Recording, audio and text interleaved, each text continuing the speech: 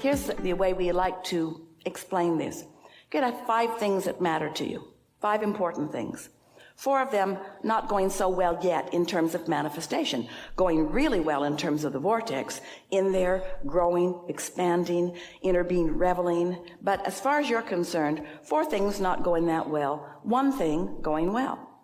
If you could focus only upon the 1 thing going well, then you would establish and maintain a vibrational frequency that would be receptive mode, and the other 4 things could then begin turning thoughts to things. It's like if you want to toast your bread, it helps if you plug the toaster in. And if you don't plug the toaster in, it doesn't matter how beautiful it is, or how often you shine it, or how many of them you have. So whatever it takes to plug the toaster in is what we're talking about. And you know you've got it plugged in because you feel exhilaration, you feel happy, you feel good. And the more you focus upon what makes you feel good, then the more momentum you gather about that. And the more momentum, the more established the connection. We want you to know that you are unlimited. We want you to know that you are asking scantily with what is available to you. In other words, don't be shy about asking. But this is the most important thing. Your vortex is filled with details that you've put there incrementally. You, like most people, have put all of these things into your vortex in an incremental fashion. And since they've been there, they've been gathering cooperative components. They have, you might say, taken on a life of their own. They have, you might say, gathered other positive aspects to them. They have, you might say, gathered momentum. And if you were to look, you might not recognize them because you've been putting them there incrementally. So sometimes we like to say, in fact, we say it all the time, that one of the wonderful things about getting into this sweet spot of alignment is that as thoughts occur to you, there are continuing surprises and delights for you. So what we are saying to you is, the reason that you want to know what's there is because you don't know that you can see it. And we want you to know that it's all right that you can't see it, because it's everything that you want, and it's become more, and it is going to occur to you. You're going to be the realizer of it. It is revealing itself to you continually, but you will be the realizer of it. Do you know? I want to tell you something really important. Your inner being never looks back. And when humans do, you're usually justifying where you're standing. That's usually the reason for looking back. But your inner being doesn't look back. Your inner being knows where you are in relationship to everything you want and is looking forward. And so when you're in sync with your inner being, those are the impulses that you feel. Step 1, step 2, step 3. You know what step 4 is? Being really good at step 3. The reason that step 4 is such a good step, even though it's exactly like step 3, it's just better at it, is because it's the consistency that is necessary before the thought can really get enough momentum going that you get the idea, and that when you get it, you don't kill it with your doubt. So when you get it, you just revel in it. You think about it, you feel it, you talk about it, but you don't need it to manifest right now. That's what kills your desires most quickly. You get the idea of them, and then right away you want to jump into action before there's enough momentum to carry you.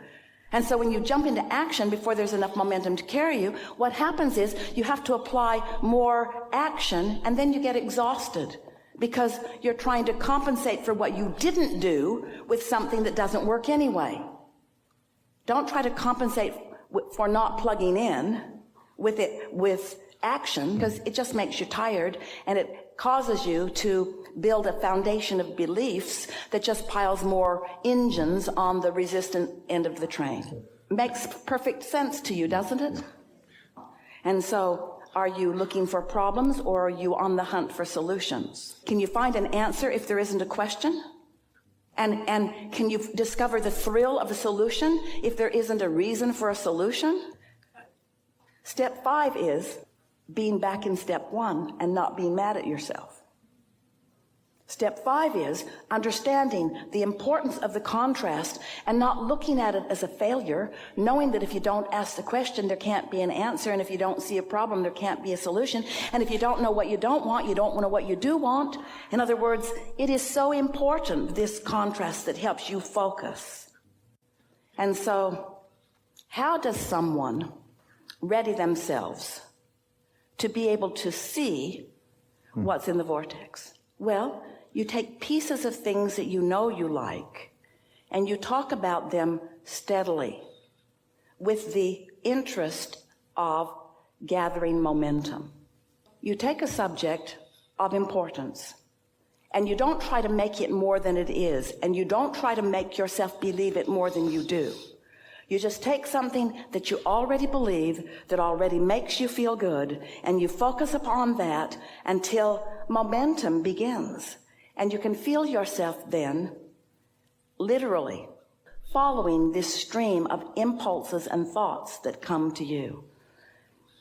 It's like a treasure hunt. But the thing that is most interesting about it is that you have put all of the treasures there. You just don't recognize them in their current form. And the reason that you don't recognize them in their current form is because they have amassed with the other things that you've asked for. And law of attraction has gathered the other cooperative components to them. And in the process of all of that, they have become so much more. So the question is, as your desires have been in the process of being tended by your inner being and have become so much more, what are you then doing along the way? Are you talking against yourself? Are you wondering why things aren't happening? You want to find just anything that is easy for you to feel free-flowing and joyful about. And just for a little while, give that your undivided attention. And then what happens? You get into that receiving mode where impulses begin to occur to you, and then wonderful things unfold. Then, if something that contradicts it comes to mind, now, if you continue to think about it, as in working or efforting, then you introduce a momentum going in the other direction. We've been offering a new analogy recently where life causes you to know what you want, and so you launch this rocket of desire. And so, just for a visual analogy, imagine that as you did that, you put a big, strong engine of desire on your train. And if you do nothing else about it, hear this, if you never think about it again, that engine will move in the direction of your desire and bring you the manifestation that you seek. Didn't know it was that easy, did you? And the reason that you didn't know it was that easy is because you got the engine going, and then you worried about it, and you put an equally powerful engine on the other end of the train going in the opposite direction. Now imagine what that means. I want it, but I don't believe it. So now you've got two thoughts moving in opposition to each other, and you're not going anywhere. So now what you usually do, we love you so much, you live more contrast, which causes you to put another engine, another desire engine. So now you start moving that way, and then you get really logical, and you get focused upon what is, and now you're focused in opposition. So now you have powerful engines pulling against each other, and you're not going anywhere.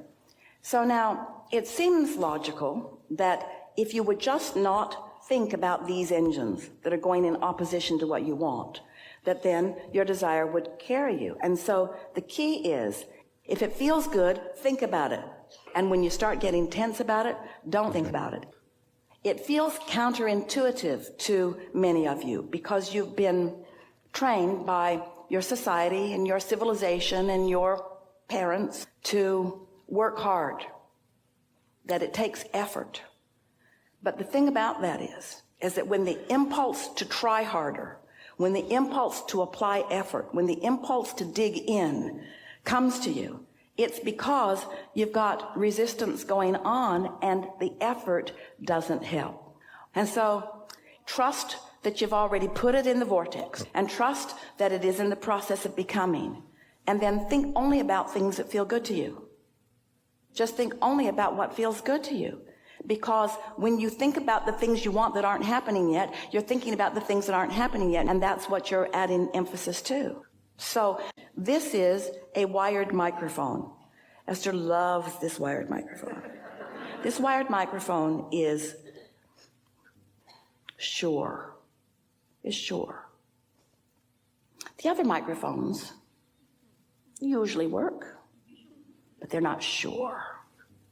So you gotta plug in to your microphone in order to hear what's being broadcast to you, or to transmit in a way that is meaningful, that is one who is connected to this stream of energy is more powerful than a million who are not. So why would you spend any time doing anything other than plugging in?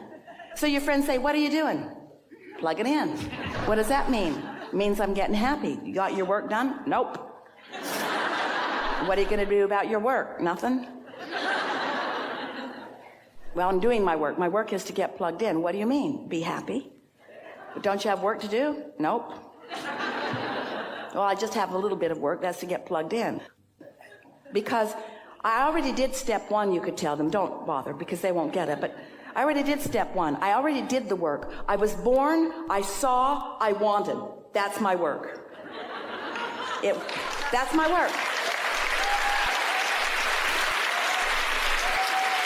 And every day I get to add more to that.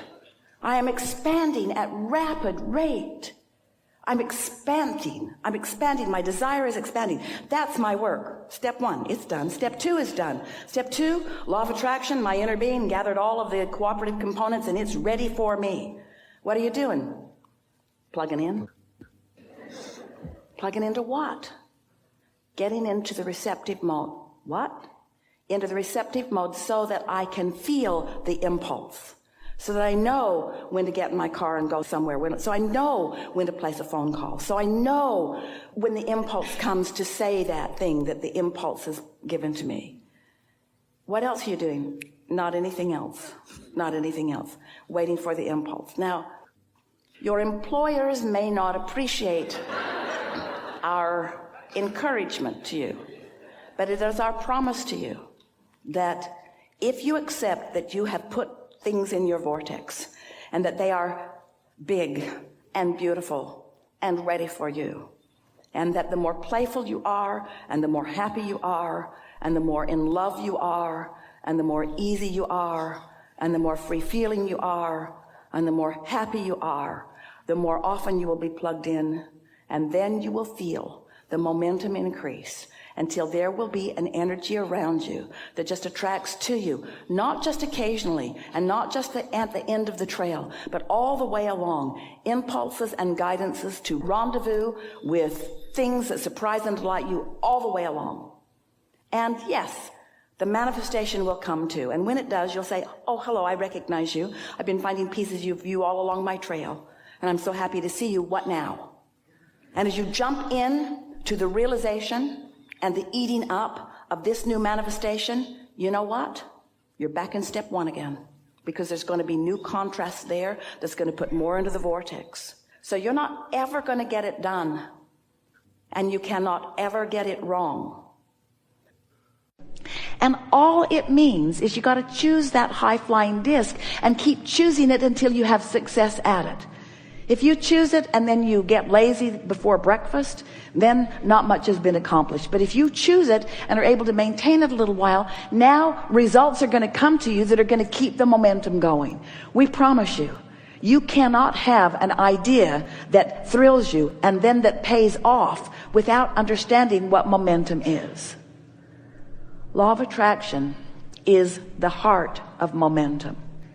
But when you choose this and then you choose its opposite, and then you choose this and then you choose its opposite, you don't